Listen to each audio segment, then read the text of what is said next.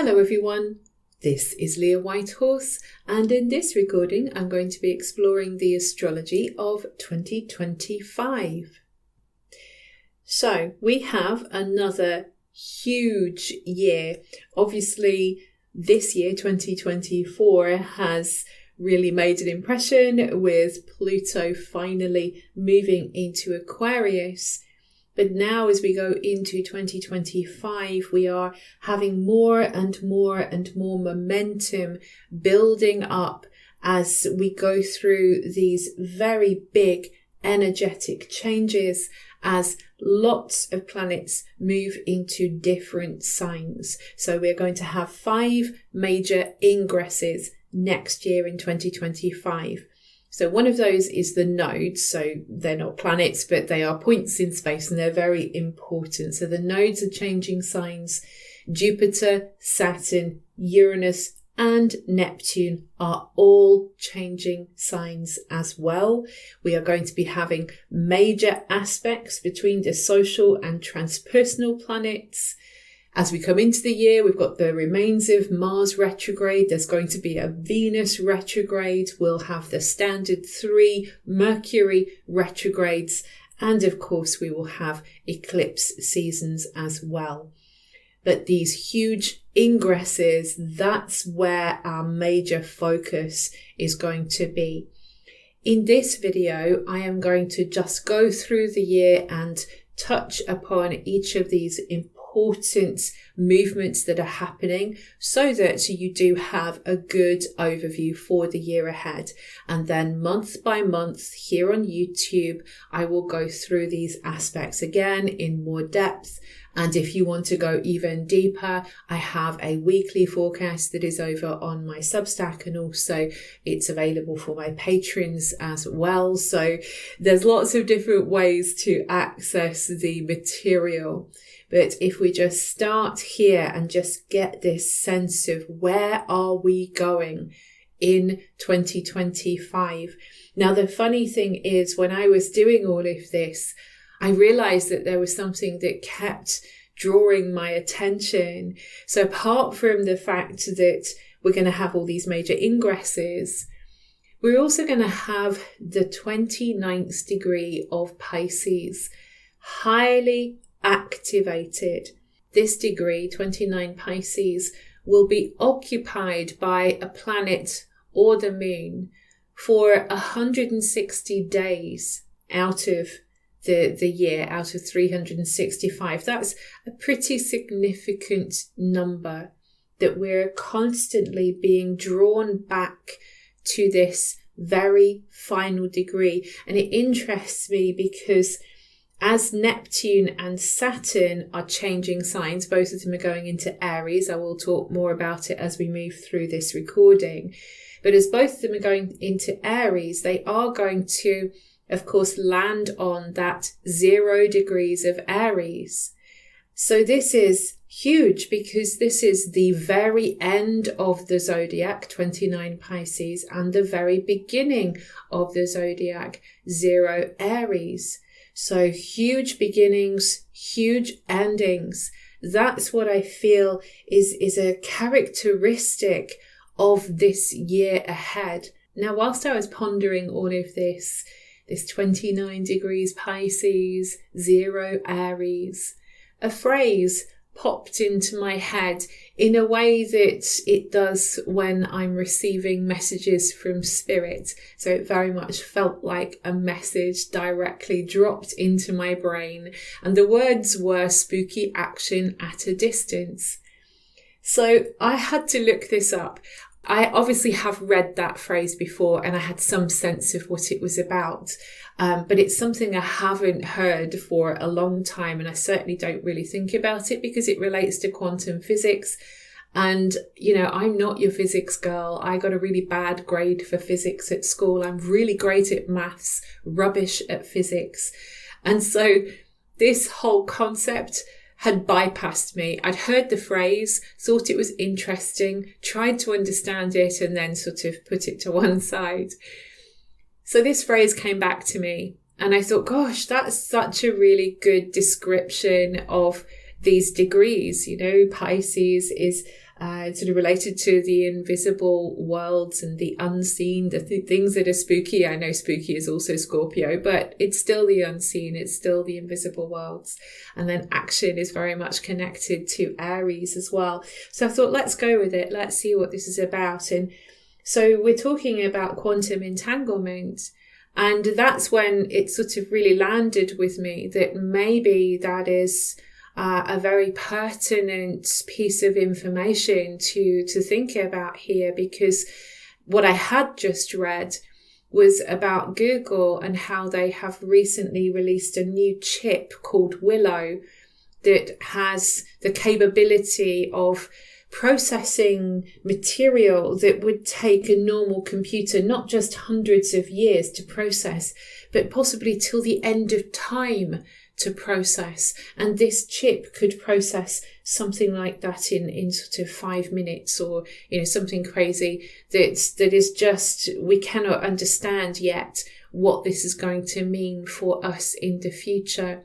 So this whole thing about quantum entanglement seems to be sort of related to this 29 Pisces, 0 Aries, but of course is also very related to the fact that Pluto has now gone into Aquarius, and we have Sedna over there in Gemini, and then we're going to have Uranus moving into Gemini. We've already moved into the age of air with Saturn and Jupiter meeting in Aquarius when they met back in 2020, and the great mutation began as we move into these times that are going to be characterized by the themes of air, intellect, intellectual connection, rationalism, reasoning, science, technology. All these things are going to be front and center as we move forwards.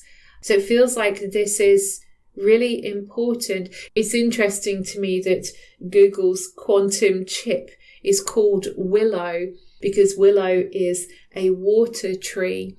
And willow is associated with grieving and sadness and tears because of the connection to water and how those beautiful branches of the willow kind of trail romantically down to the ground. And so this is a very soft and very sensitive kind of technology in a way, with it being called willow.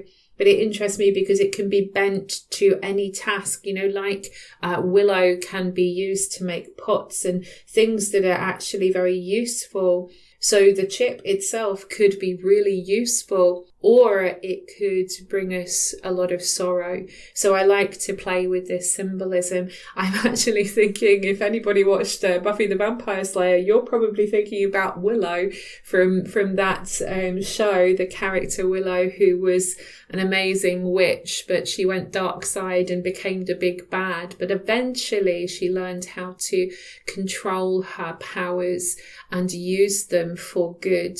So again, we're perhaps applying the same story here. And I know this may seem very unusual to some of you following these symbols and seeing where they take me, seeing how the story develops as I talk about them and think about them. But for me, this is part of it. Astrology is a symbolic language. Tarot is a symbolic language. We're tapping into the language of the gods or the language of the universe, this different way of communicating, and the communication does come through in symbols. So this is why I play with these stories. So coming to the beginning of the year, we are still with this kind of watery story because the North Node is going to enter Pisces and the South Node is going to enter Virgo. This is on the 11th of January. So the nodes change signs roughly every 18 months or so, and they are inextricably bound up with the eclipses. So we're gradually going to be moving into a period of time where the eclipses will take place in Virgo and Pisces. Now, where the South Node moves, it tells us this is where something has got old. This is where some kind of letting go needs to happen. Otherwise, we can get stuck. So with Virgo energy in play, we may have been stuck over analysing That is the big one with Virgo, who likes to take everything apart and examine every tiny detail. And it makes me think about sort of micromanaging. Whereas Pisces, this is where we need to go for our spiritual development. So Pisces is about going with the flow. It's about trusting our intuition, trusting God, surrendering to the process. This is very much a relaxed energy. It's soft and it's compassionate and kind and it's still, it's very meditative. Whereas Virgo is super busy, always wants to have something to do, something in her hands to perfect, to improve, to help.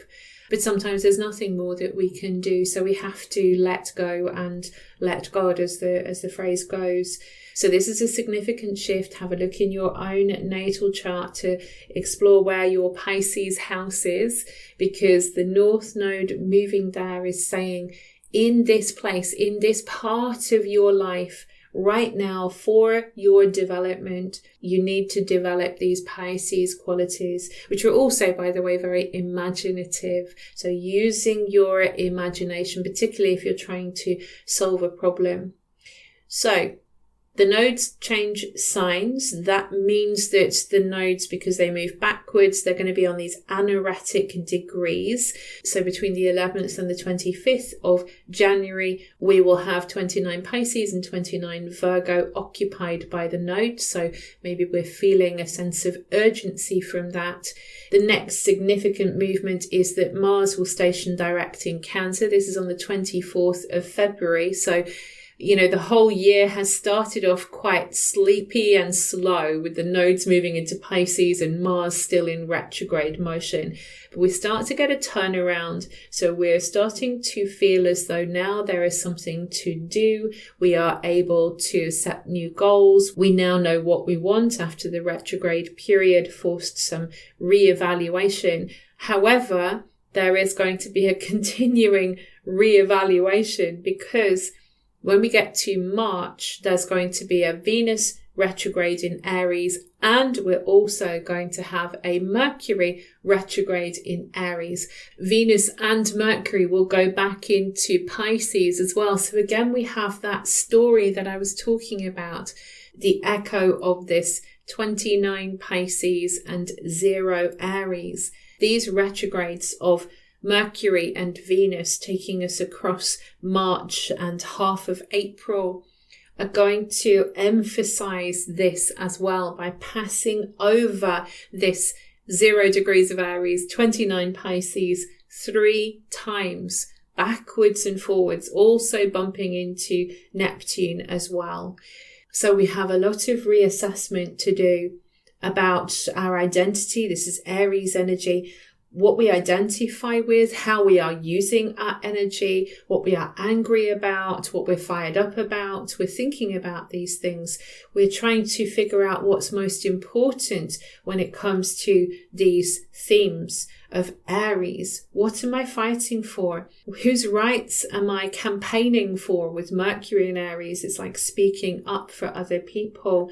And then with Pisces coming into play, we're trying to figure out what we believe. And maybe with Venus going back into Pisces, we're having to revisit some difficult stuff, some sorrows, so that we can let go of those things once and for all. And we're not blocking our hearts anymore with grief or with this feeling of bitterness and I can't forgive what happened here, or I can't forgive myself. Venus returning to Pisces is almost like going back into the shell, going back into the ocean, going back to the source of everything and saying, teach me how to love again. Now, also in the midst of March, as well as this retrograde action that's pretty potent, we'll have the first of the Virgo eclipses, the lunar eclipse in Virgo on the 14th of March 2025, and then we will have the last of the eclipses, the solar eclipse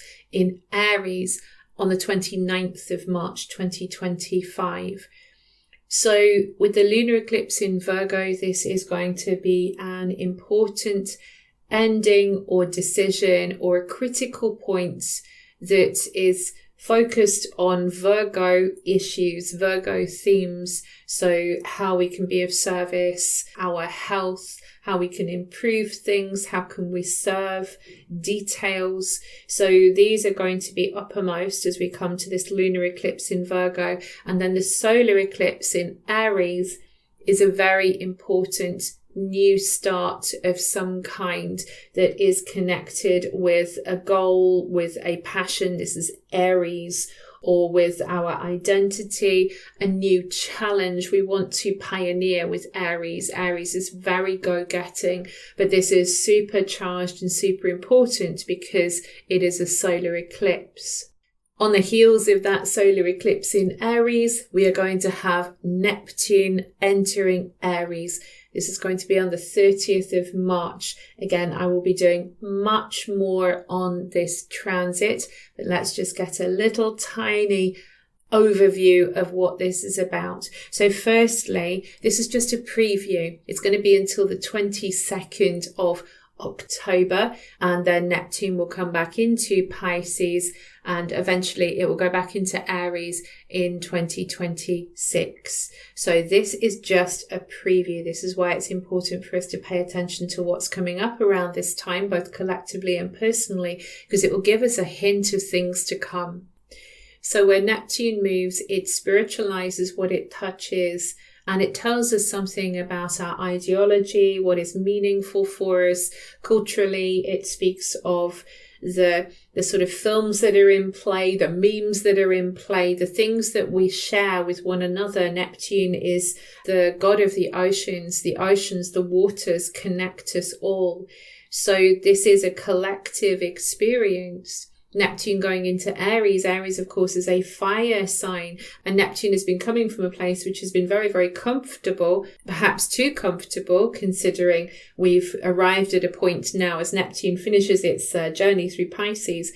We've come to a time where sometimes we just don't know what's real and what isn't real. We've had rampant impersonation. We've had the development of AI, of course, which can copy voices, and now at some point it's going to be, getting video so good that we aren't going to be able to tell the difference between an AI version of a person and a real version of a person. And then we've had all the fake news, and it's all distraction. This is real, that's real, and nobody knows what's real anymore.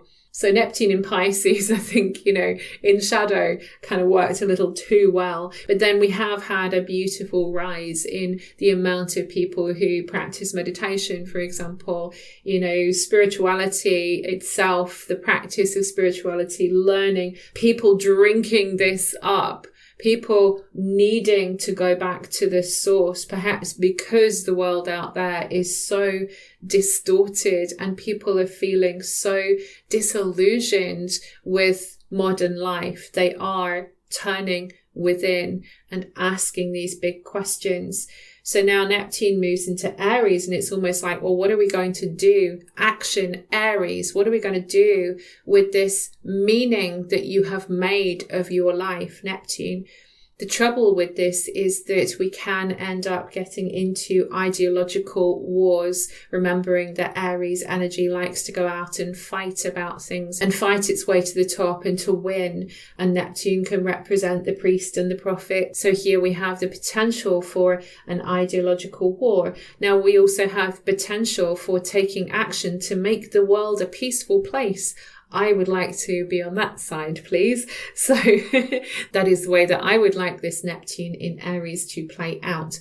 But if we look back historically, that's not always the way that it's happened. It doesn't mean that we have to end up having a big civil war, which is what happened when Neptune was in Aries before. So I think it is important to say at this point again that everything is connected. And so we have a personal responsibility. We can't change what the powers that be are doing out there, but we can change ourselves. We can take ownership of our anger, our passions, and what we're fighting for and what is meaningful for us.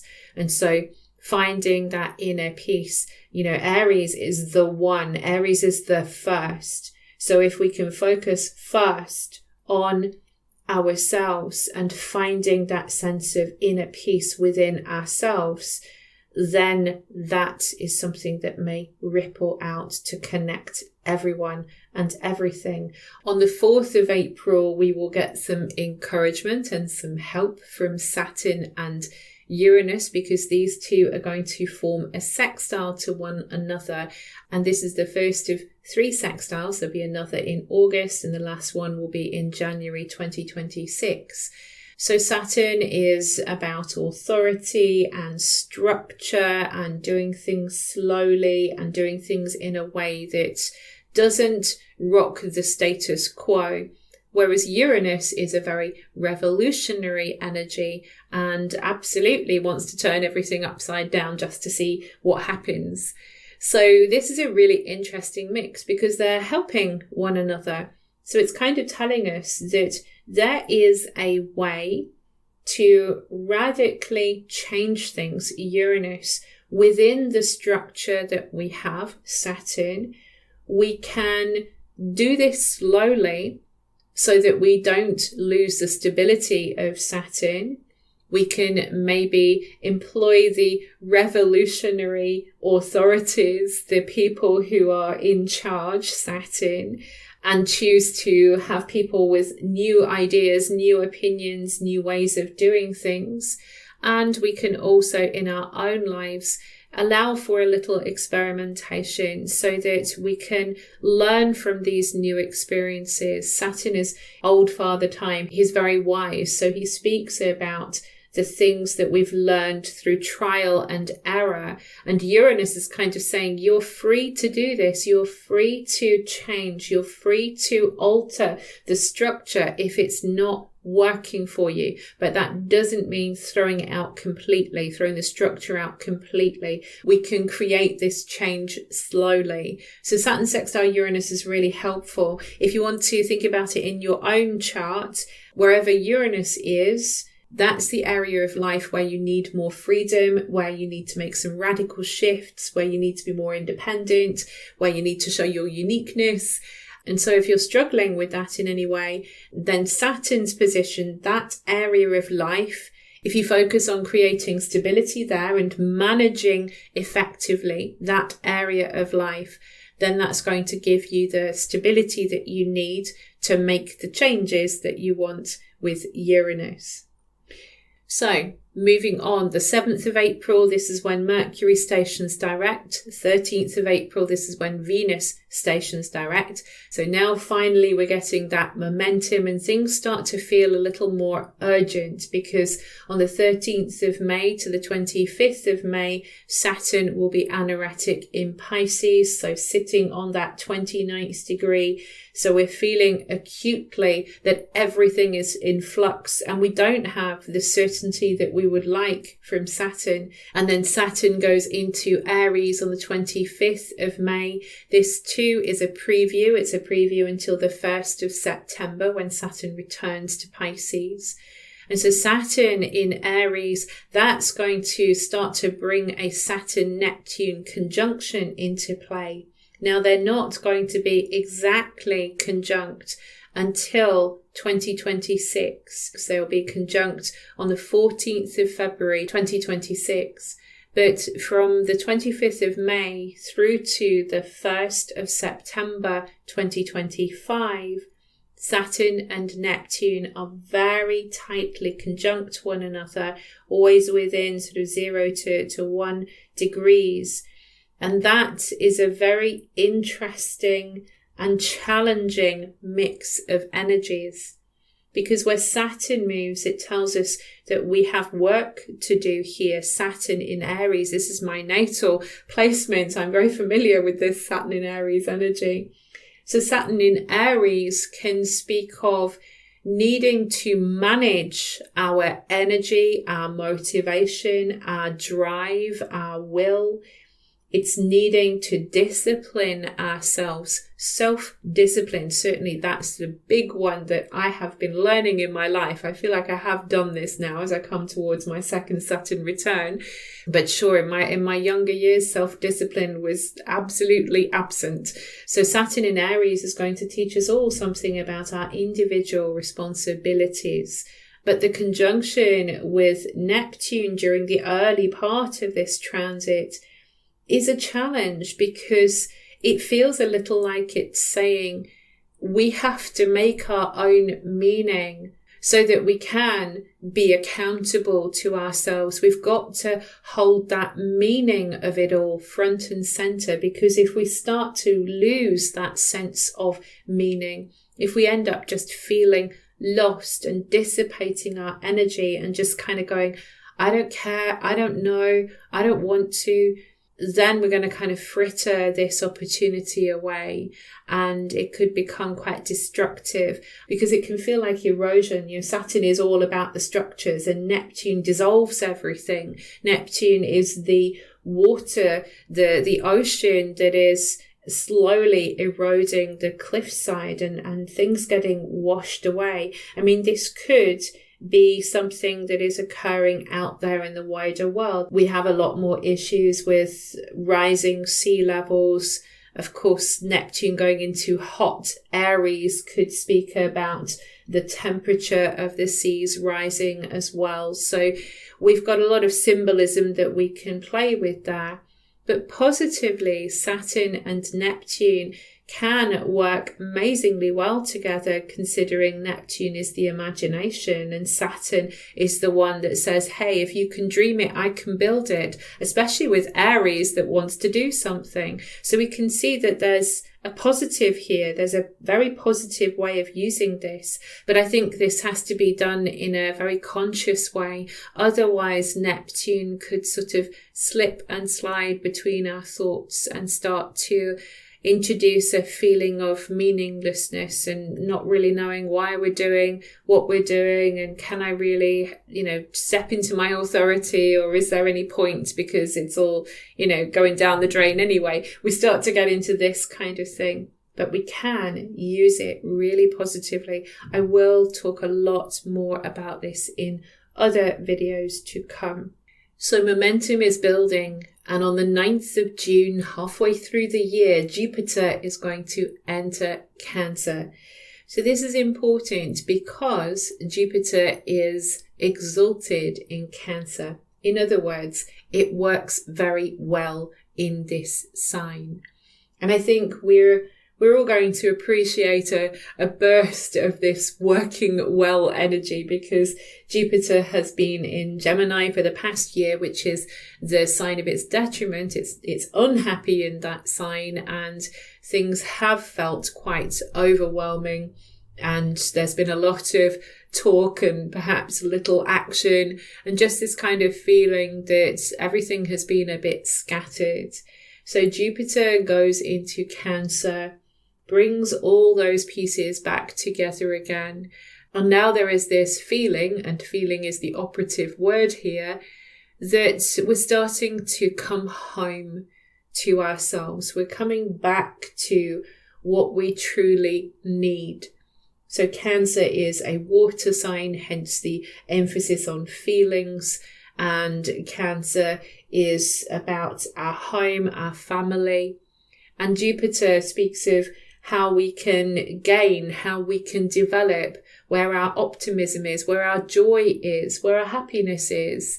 Jupiter tells us we can develop in this part of our lives. And so the way to develop, the way to experience the joys of Jupiter, the way to find our way back to feelings of faith, is to find our roots again, to know where we belong, to feel at home within our skin, to feel at home with our family, the people that we're connected to, and to express our feelings. We could also say that Jupiter in Cancer is about learning, because Jupiter is associated with higher education. He's the big sky god. He kind of knows it all. So we are learning about our feelings. And the more we learn about our feelings, the better we understand one another. This is going to be useful given that Saturn and Neptune in Aries vibe.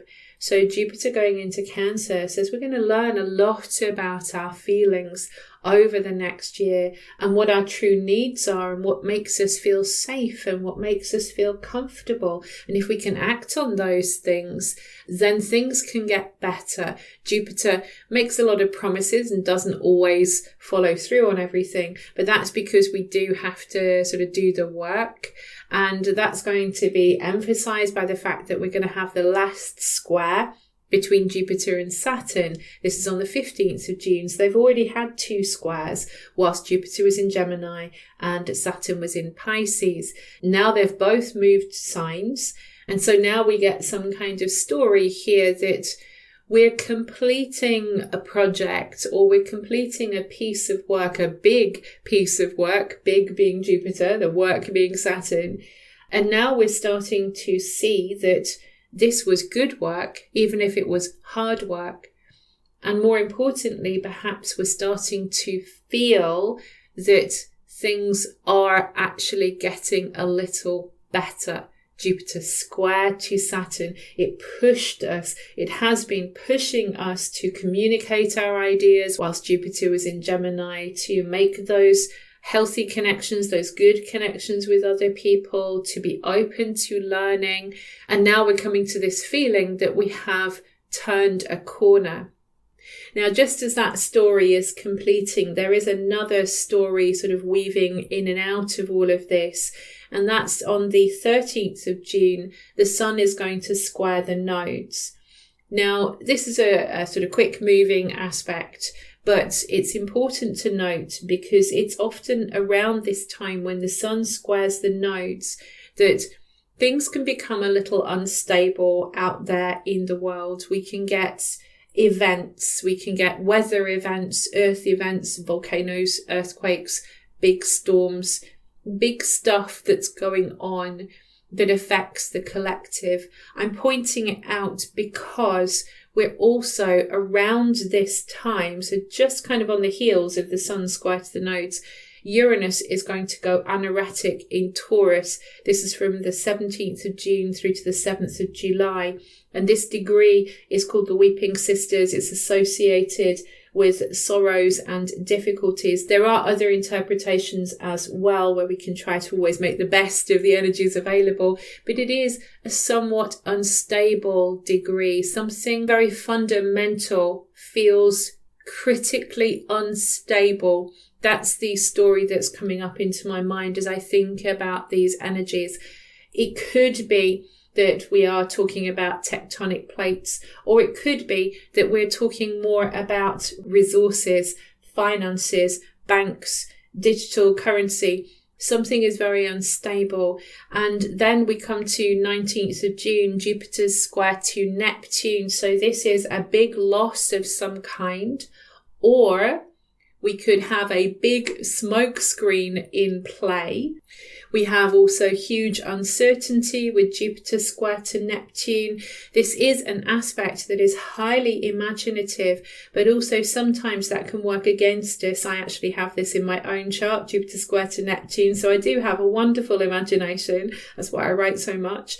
But it can also turn against me sometimes because my imagination goes into overdrive and I start imagining all kinds of things that are usually scary because my Neptune is in Scorpio. So Jupiter square to Neptune generally can manifest in this way, that everything becomes very distorted. It's all smoke and mirrors. It's all over the place. We're feeling like everything is all over the place and nothing seems to make sense. That's the biggest issue here. But it is a one-hit wonder. This Jupiter square to Neptune is a one-hit wonder. So we kind of need to let the dust settle. If we're feeling like everything is up in the air, I have no idea what's going on here, we need to let this dust settle. The 7th of July, it might start to make a little bit more sense as Uranus moves into Gemini. It gets off that critical degree of Taurus, the wobbly, unstable degree, comes into Gemini, and we get a preview of this transit because Uranus is going to go back into Taurus on the 8th of November, and this transit of Uranus in Gemini will properly begin in April 2026. So for now, Uranus goes into Gemini. We know that there is going to be some kind of radical upgrade when it comes to our learning, schooling, teaching, our roads. The way that we connect with one another is also the roads and the taxis and the buses. And yes, I'm thinking about electric cars, and I'm thinking about driverless cars. This is likely to all pick up as Uranus goes into Gemini. It makes me wonder whether there's some kind of robotic teaching, whether that's going to be more of a thing, automated teachings, things like this, something to do with automation in schooling. That keeps coming to mind for some reason. I'm not sure if I like the idea of that, but anyway, Uranus enters Gemini, so we're going to have a lot to think about for sure. And it's going to be really interesting because it is also about freeing the mind, to free us to be able to communicate in lots of different ways and to communicate in different ways. A change in the way that we communicate with one another, whether that means technology or whether it means a change of mindset. Because Uranus is very, very open-minded and Gemini is connected with the mind. Uranus is, like I say, a radical, revolutionary energy. And we could also say this is all about the voice of the revolutionary. We're already starting to see Pluto in Aquarius coming into play. Remember, Uranus is the modern ruler of Aquarius, so currently disposits Pluto now that it's in Aquarius. So Uranus entering the sign that's associated with the voice ruled by Mercury, who is the communicator. Now we're really getting some strong picture here about voices raised for revolution so that the world, society is radically changing Pluto in Aquarius.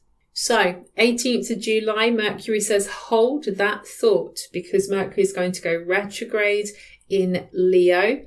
And the entire retrograde will take place in this sign of Leo. So Leo is associated with creative self-expression. It is a sign that's ruled by the sun.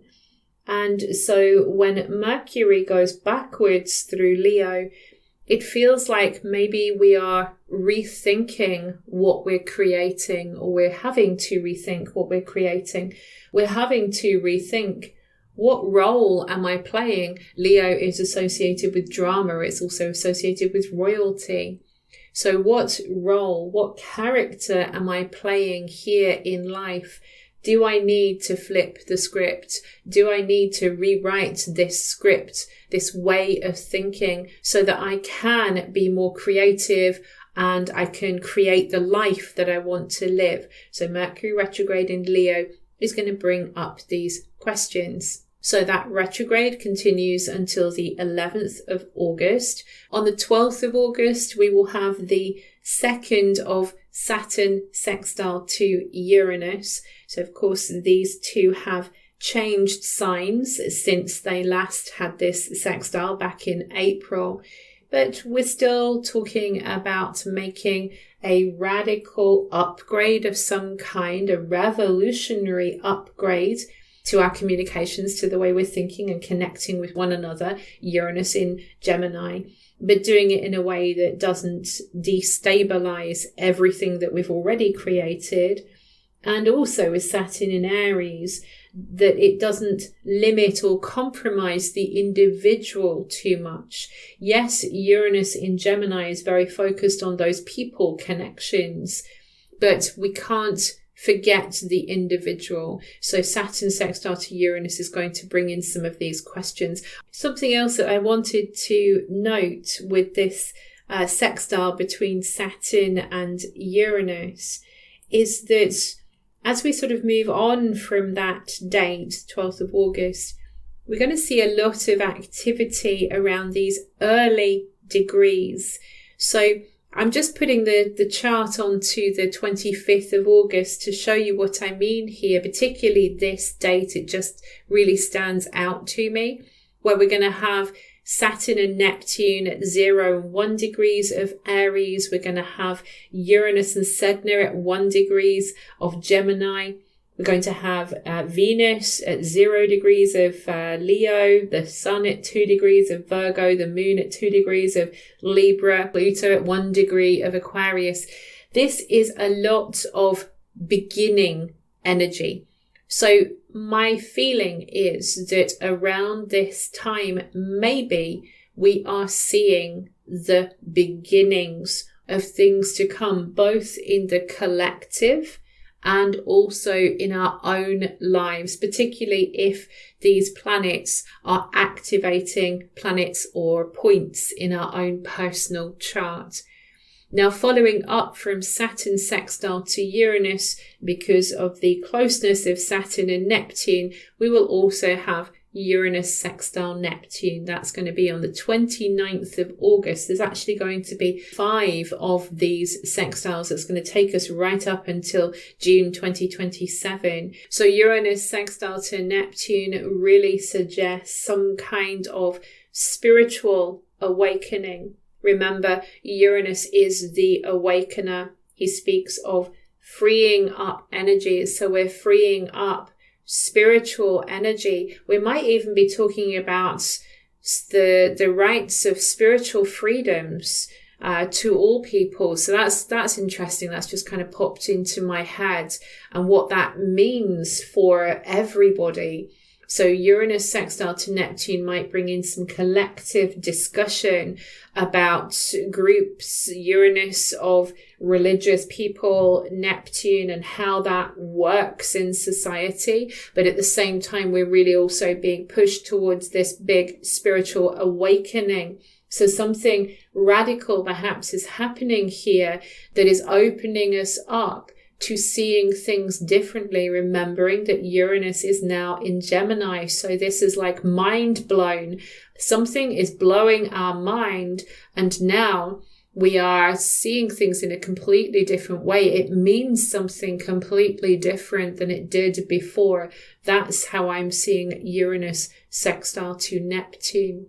On the 1st of September, Saturn will return to Pisces. So we're kind of dialing down some of this really big stuff that's been going on. We get back onto a little bit more familiar ground for a time, for a period of time. We've had the preview. We've had a look to see what's coming. And now Saturn says, okay, I'm going to go back into this place of imagination and let you now figure out how you are going to construct this vision that you've had, or chase away the inner saboteur, if that's relevant. Saturn is going to be anaretic. It's going to be staying on this degree from the 1st of September through to the 15th of September. So the first 2 weeks of September, we have got some kind of critical issue. This dream, Pisces, this imaginative but very uncertain energy is potentially flooding the consciousness, but Saturn is trying to keep a lid on it. You know, Saturn is walls, he is structures, Saturn is the plug. So we're trying to plug this feeling of great uncertainty, of not really knowing what to do with all of this stuff that we've experienced. And we're trying to process it and to sort of put it in order and to manage our expectations, or to manage our feelings, to manage what's going on in the unconscious. This is critical now as Saturn goes back into Pisces and sits on that 29th degree. This will likely become more prominent because we're going to be in eclipse season as well in September. So there'll be a lunar eclipse in Pisces, a solar eclipse in Virgo. Remember, at the beginning of the year, the North Node moved into Pisces, South Node moved into Virgo. So now we have some kind of important full moon, an amplified full moon, the lunar eclipse in Pisces, while Saturn is anoretic in Pisces, making us feel at times like a little lost child waiting to be found again, waiting to be rescued. Maybe that's the point. We can't rescue anyone until we save ourselves. So the lunar eclipse in Pisces is an amplified full moon. It says that this full moon, this lunation, is important, and we're going to be dealing with Pisces themes. So we're looking at our spirituality, the unconscious feelings, how connected or disconnected we feel. Sometimes Pisces energy can manifest as feeling very lost, and so we have to sort of find our way back to the source, find our way back to the soul. And then the solar eclipse in Virgo, this is an amplified new moon with Virgo themes. So some kind of important new start that revolves around making an improvement. This is Virgo. Virgo wants to heal. It wants to help. It wants to make things better. But because it's a south node eclipse, it says that if we have tried too hard to make something better that just isn't working, then we need to maybe be prepared to let that go. And that itself becomes the new start, to put it behind us. On the 22nd of October, Neptune then returns to Pisces. And this is going to be until the 26th of January 2026. That's when Neptune will move into Aries until 2039. But between now and then, 22nd of October, right up until the 26th of January 2026, Neptune is never going to leave that final degree of Pisces. It's going to sit on that final degree of the zodiac. So we may well have a lot of emphasis on what is going on in the collective, what's happening on a spiritual level. I kind of feel like this is likely to be a time of great either disillusion or a time when we feel perhaps collectively very lost. I'm adding in that Uranus is going to go back into Taurus on the 8th of November. And that means that Uranus will also be anoretic on that Weeping Sisters degree of Taurus between the 8th of November and the 2nd of December. So Neptune anoretic in Pisces, Uranus anoretic in Taurus.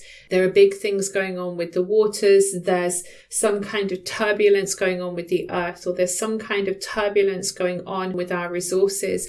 But the interesting thing is that Uranus and Neptune will form a sextile to one another. This is on the 20th of November. And so even though there is this really strong feeling of instability because of the degrees that are involved, the anoretic degrees, and that we're at this critical point of change, here comes yet another opportunity for a spiritual awakening or a spiritual upgrade, a radical new way of connecting soulfully with one another. This radical new idea called peace, Uranus sextile to Neptune. It feels like, these times when there's something going on in your life and you don't like it and it's driving you nuts, but you can't really think of a solution. So it just kind of carries on and it's just there constantly until you reach a crisis point and it can't continue anymore. And suddenly, out of thin air, this brilliant solution just comes to you. That's how I feel about the end of 2025, or getting towards the end of 2025. That it feels like these waves are building up and up and up, and then something breaks. It's like the dam breaks and everything becomes really clear. This is how we can fix it, or this is how we can work with this. This is what we need to do. Now, dialing it down a little bit to finish, the final aspect of the year is Mercury's retrograde. So we will have a Mercury retrograde beginning on the 9th of November, ending on the 29th of November. And Mercury will station first in Sagittarius and then go back into Scorpio. So basically then we're going to be questioning our belief systems. It feels like this is coming up a lot during 2025, what people believe, why they believe it, how they are practicing that belief. What does that mean for other people, perhaps who have different beliefs? So Mercury retrograde in Sagittarius, we're exploring our beliefs, our faith, our truth. And then as Mercury goes back into Scorpio, we will also need to ask questions about the nature of power. How empowered do I feel? Is the way that I'm thinking empowering me or disempowering me? Am I allowing myself to speak up? Because this too is a power. So Mercury retrograde in Scorpio will also bring in some of these themes. And I've just noticed there is one more aspect I do want to just mention, which is, again, the sun's square to the nodes. So remember earlier in the year, I mentioned that the sun's square to the nodes can indicate a little bit of a wobbly period, that there might be sort of natural events or things can become a bit more volatile as we go through the square, because the sun is illuminating where we need to turn a corner as far as our karmic mission is concerned. We've got stuck in the middle and we can't just sit in the middle. We have to move towards North Node in Pisces. We have to find a way to forgive. We have to find a way to more compassion. We have to find a way to surrender instead of, again, trying to fix it, which is Virgo. So the sun square to the nodes at the end of the year is just going to highlight what we need to do to be able to go with the flow and to be able to listen to what our intuition is telling us, because that is the best guide that we can ever have for us individually and also as a collective, as a society, as a people. So this brings me to the end of this exploration of the astrology of 2025. I hope you found it helpful. If you did, please do click a like and subscribe and leave a comment if you can. It really does help the algorithm. If you would like to hear more from me, I do have a website, Substack, Patreon. I will leave all the links below, including my website and social media. I will see you again soon. And in the meantime, I would like to wish you a very, very happy, prosperous and healthy 2025. Much love to you all. Thank you for all your support throughout the year. Many blessings to you.